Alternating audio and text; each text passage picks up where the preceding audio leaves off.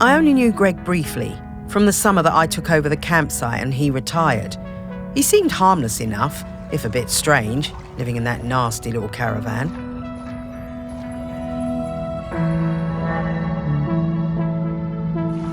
As part of his official handover process, he gave me a big box of rule books that I was apparently supposed to give every camper when they arrived. I couldn't believe them. The amount of inches apart each tent had to be, the angle of pitch, permitted colours of guy ropes. No skipping ropes, marbles, conkers or throwing games. No singing with hand drums. I built a huge fire on the beach, invited the whole site for a big party and burned the lot. But then, awkward, Greg showed up. I guess he'd been collecting some things from his caravan and came to see what the noise was all about. You could tell he wasn't comfortable, but he sat down and tried to make conversation. I told him how beautiful I thought Shelmerston was, and he started telling me all about the wildlife here and the best places to spot birds. He was actually quite a sweet guy. He must have noticed what we were burning, but he never mentioned it. That was the last time I saw him. I always felt a bit guilty. I mean, I got him wrong. He wasn't that bad.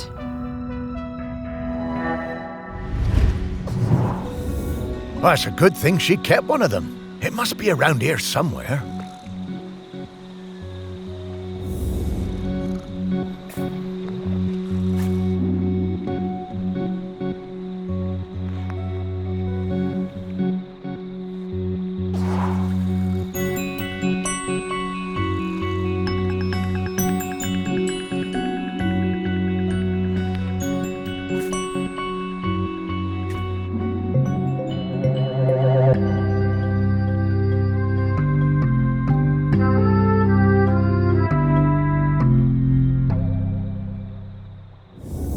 What's this about dogs having to be on leash?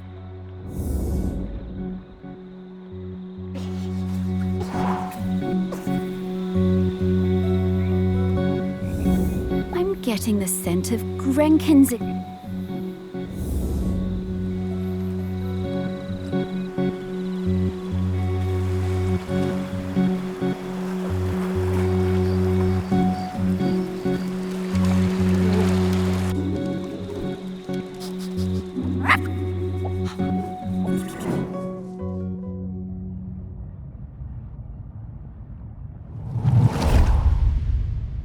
Miles and I came to Shelmerston for the Sheller Cup final. Miles was the world champion for ages. Greg, the campsite manager, was a huge Sheller fan. Always gave us the best pitch on the campsite.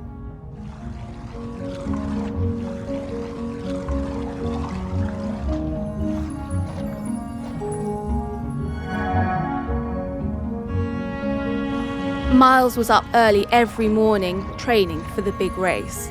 Greg would always be lurking in the background, taking photos. It became rather annoying. How many photos did he need? Oh God, and one time he turned up at our barbecue and wouldn't leave. The man could not take a hint. So, race day arrives and Greg is there with his camera, of course, getting in everyone's way. So Greg leans out into the track as the pack came past, Miles in the lead. And Miles goes crashing right into Greg. Total disaster. Miles goes down and Kwasi flies past him to win the race. Miles was absolutely gutted. He definitely would have won it. Later that night, all us Shellers were on our way back from the pub and we heard Greg outside his caravan, just sat by himself, crying. Miles, he was such a good sport, went over and spoke to him, invited him over to our camp for a drink. So then Greg came back and hung out with us, brought his camera and showed us all his Sheller race photos. You know, that guy was actually a pretty great photographer. By the end of the night, Miles had forgiven him. Miles was good like that.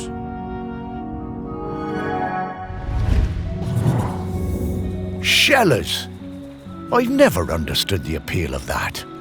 Seems bloomin' uncomfortable to me. Poor old Greg. He was always rubbing people up the wrong way, but he meant well. And he really loved this place.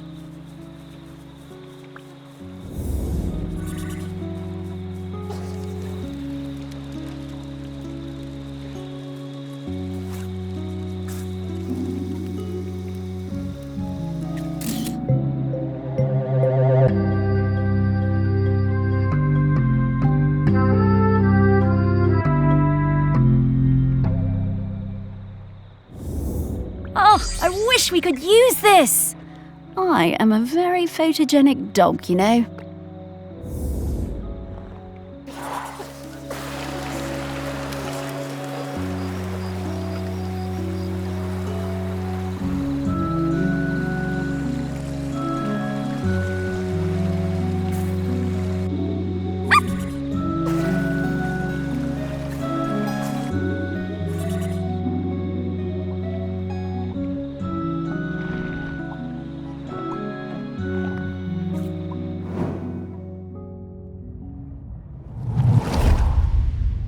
My whole life I've dreamed of seeing a Jempson's sea owl.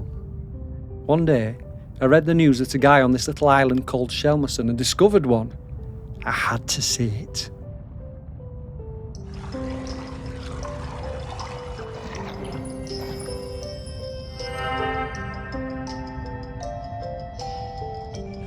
The only B&B on the island booked up really fast, so we decided to stay at the temporary campsite set up by the guy who discovered the sea owl, Greg Litherland. The atmosphere was amazing. There were twitchers from all over the world come to see it.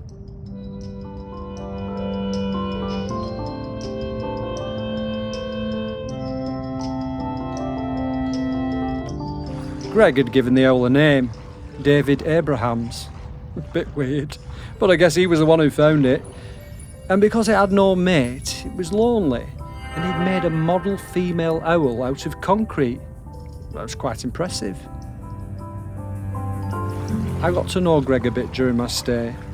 He really seemed to resent all the noise and fuss on the island. His island, as he thought of it. And the irony was that he was the one who'd got everyone excited about coming to Shelmerston.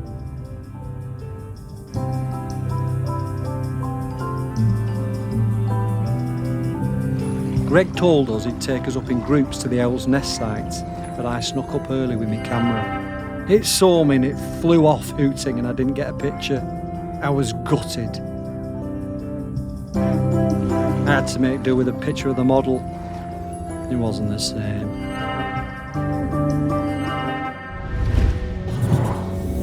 I remember that. All those bird watchers suddenly arriving and nowhere for them to stay. I didn't think Greg had it in him to start a campsite, but he somehow pulled it together.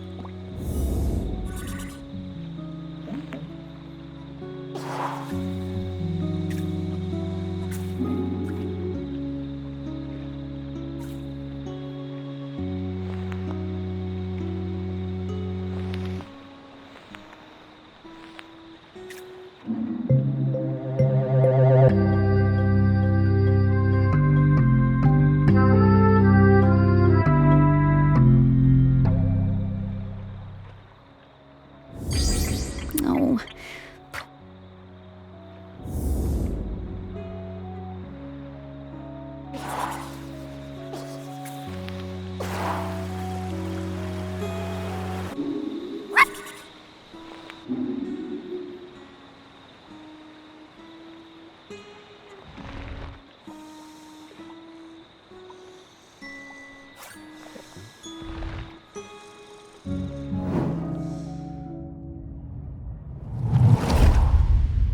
I love camping. We've come to Shelmerston every summer with the kids for years.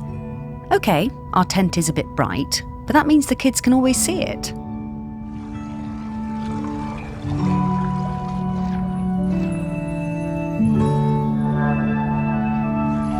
Greg seemed angry about everything this year.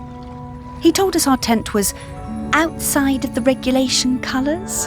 And being around the kids seemed to really upset him. But they were only being kids, just running around playing. Greg was blowing that bloody... One day, Greg confiscated my little one's kite. He was terrifying. We still sometimes get nightmares about it. I had to do something. When I saw Greg put the whistle down, I pinched it and took out the pea. You know, the thing that makes the noise. I threw that pea somewhere Greg would never find it. You should have seen his face when he blew his whistle and nothing happened. I always wondered how Greg managed to get so good at hand whistling.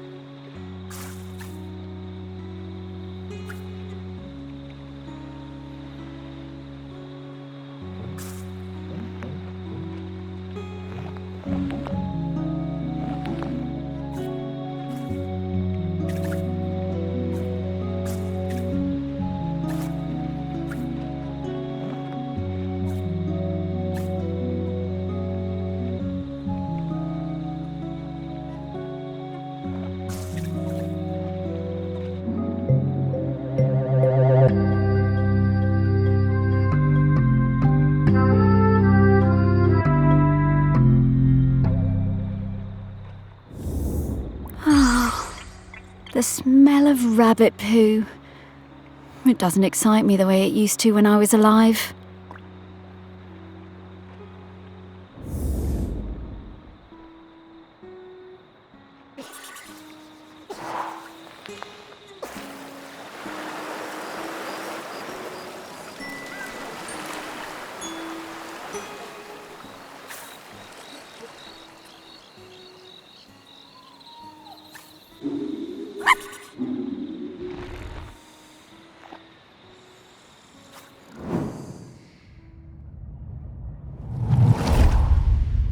My best thing is throwing discs. I am really good. I like playing with Dan and Toddler. It's our favourite thing when we go camping on Shelmerston.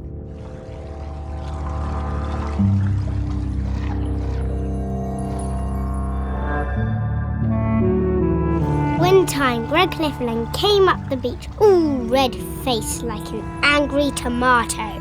He pointed at a sign. It said, "No throwing games." He was yelling and shouting at us.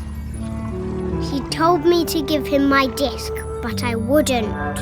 I threw it high up into the air, and it went bang into a massive bird. Then the bird fell into the sea. I felt so awful. I never meant to hurt the bird. The whole thing was terrible. Mr. Lifferlam was screaming. He waded into the sea, picked up that bird and carried it back to the beach. He was crying and crying. I'm sorry, Mr. Lifferland. Oh, Greg. Poor guy. Oh, and that poor bird. I guess that explains why he was always so prickly.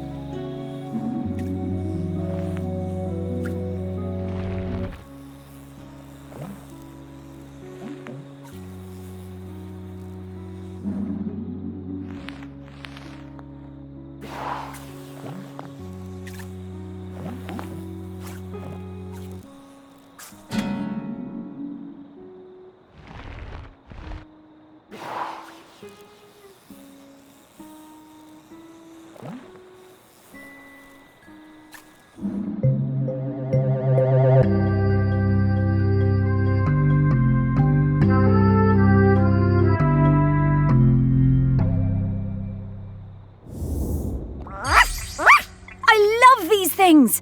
Reminds me of our walks on the beach.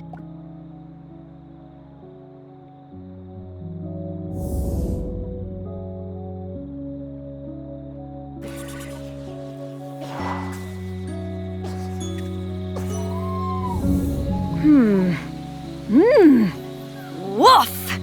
Okay, I've got his scent. It was quite faint, but I'm a very good dog. Let's go find him.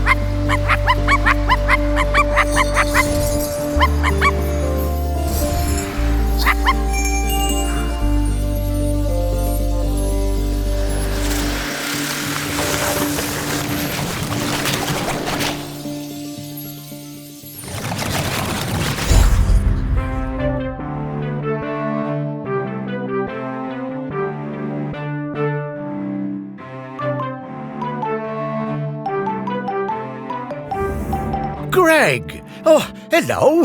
Morris, what are you doing here? Oh, hello there, pup. Hi, Greg. You can talk now. Rather prefer my animals when they don't talk.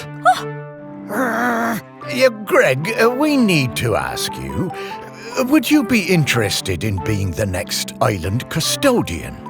It's a very important job. Oh, no, absolutely not. This is your mess, and you can sort it out. My mess? Well, how do you mean? You dug her up. I warned you, and I warned you when we were still alive that those archaeological digs were a bad idea. And now we know exactly how bad. Well, now hold on, Greg. That's not how that works. Oh, isn't it, talking dog? 3,000 years, no eruptions. You dig Aggie up, and then suddenly her grip on the island is weakening? Well, some coincidence that sounds like. I didn't. I never did. No. There's no way I'm doing that job. It's too much obligation, it's not my responsibility, and frankly, one lifetime of humans was plenty for me. Now, I'm going to stay right here until I can find David Abrams. Fine. Thanks, Greg. See ya, I suppose. Thanks, Greg.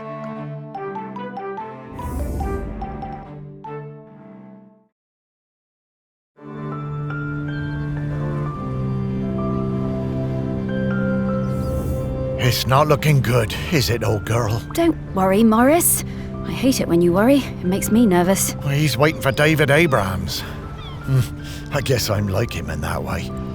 The most important person in my life wasn't technically a person, more like an island. Yes, the island. This island. A whole island's worth of people and stories. Not like Greg at all. Everyone loves you. Really? Well, loved me, perhaps, past tense. No, they still do. And there's one more person who loves you we need to talk to. Our last prospect. I just know we're getting close now. Hey, Sparky, how do you know all this stuff? I mean, you're just my dog, aren't you? Well, nobody is just anything, Morris. I'm mostly the dog you raised, but I'm also kind of a messenger, a scout, part of something bigger. Aggie sent me to help guide you. Aggie sent you? No time to explain, Morris. We have to get to the last prospect. Well, however it came to be, I'm glad I get to spend more time with you, old friend. So am I, Morris. Now, off to see Samfire down at the harbour. Ah, Sam. Yeah, lead the way, girl.